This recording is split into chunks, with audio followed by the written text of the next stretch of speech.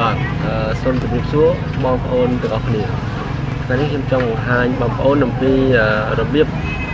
download វីដេអូពី YouTube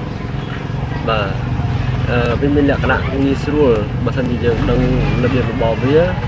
ហើយអ្នកខ្លះក៏បានសួរខ្ញុំជារឿយៗដែរថាតើ download វីដេអូពី YouTube យ៉ាងដូចម្ដេចបាទតាមពិតទៅវាមានកម្មវិធីច្រើននៅក្នុងការដែលយើង download ពី YouTube បាទអញ្ចឹងនៅថ្ងៃនេះខ្ញុំបង្ហាញបងប្អូនអំពីរបៀប download នៅក្នុង YouTube សិន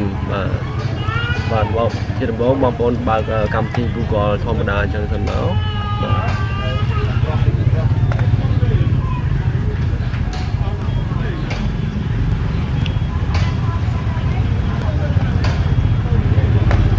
បាទនៅក្នុងនេះ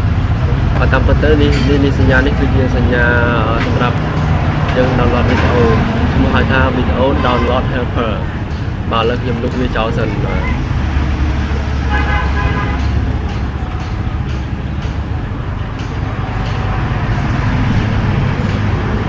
បាទនេះខ្ញុំលុបវាសុំលុបវាចោលសិន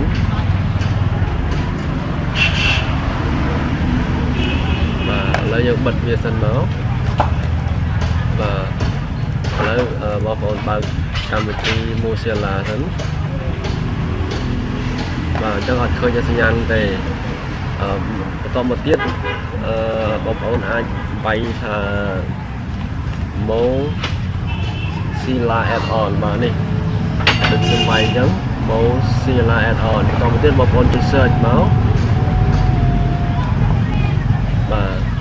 នោះបងប្អូននឹងឃើញពាក្យមួយគេហៅដាក់ថា Video Download Helper បាទបងប្អូនចុចលើវាអញ្ចឹងទៅ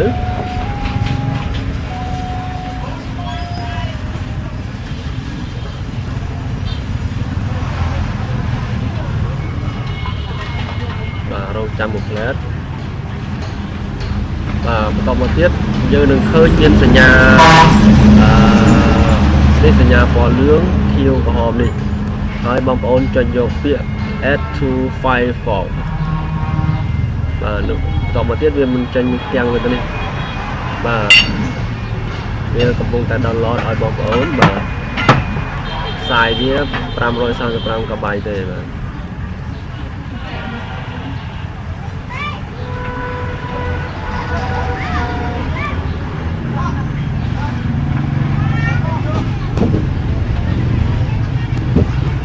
បាទនៅពេលដែលវាដើរចប់វានឹងចេញពាក្យ install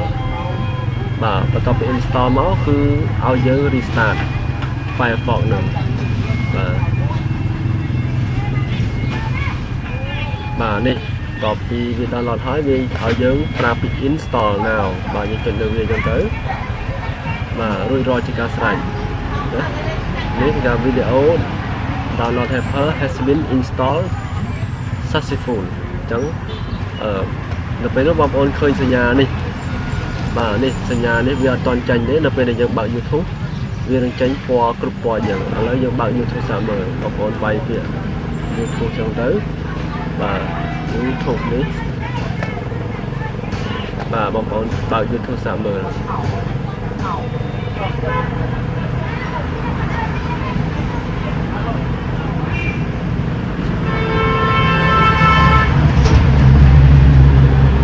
ឧបមាយើងបើករឿងនេះមើលសាកមួយបាទការ download វាមានលក្ខណៈច្រើន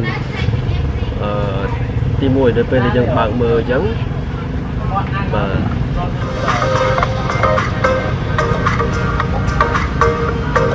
ទបងប្អូអូនអាចចុចចុចលើសញ្ញាវានោះដោយសារកម្មវិធីនេះងាយស្រួលអញ្ចឹងយើងចុចលើវាអញ្ចឹងទៅបាទទំហំរបស់បានតាមចិត្តតោះទៀតយើង save វាមកបាទ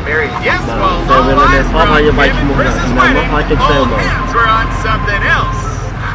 បាទនៅពេលនោះវាដើរហើយវាកំពុងដើរ computer mouse watching Kim K បាទវាកំពុងដើរ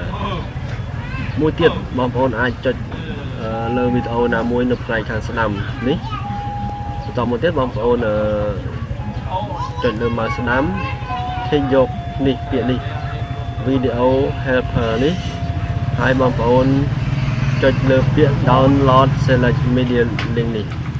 បាទនេះក៏វាដើរដែរបងប្អូនឃើញទេ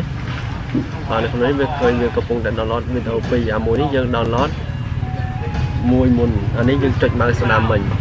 បាទប៉ុន្តែអាចុចមកស្ដាប់នេះសូមជម្រាបបងប្អូនថានៅពេលដែលបងប្អូន download គឺវារត់អូតូនៅលើ drive C ចំណែកអានេះវារត់នៅលើអ្វីដែលយើង save កន្លែងដែលយើង save ដូចជា drive D ឬក៏ desktop បាទឧបមាថាឥឡូវនេះខ្ញុំកាលណាខ្ញុំ download ចប់វារត់ទៅលើ drive C នឹង drive C នៅកន្លែងណាខ្ញុំជម្រាបបងប្អូនថាបងប្អូនត្រូវបើកនៅ drive C កន្លែងនេះបាទនេះ drive C បងប្អូនចុចលើ user នេះតមកទៀតឈ្មោះរបស់យើងនោះ John បាទនេះពាក្យថា DW helper នេះបងប្អូនចុចលើវាមកពេលនោះវានឹងឃើញវីដេអូដែលយើងបាន download រួចបាទប៉ុន្តែដោយសារនេះយើងកំពុងតែ download វាដាក់ថា this folder is empty ចឹងបានន័យថាវាមិនទាន់មានវីដេអូនៅក្នុងdrive C របស់យើងនេះទេ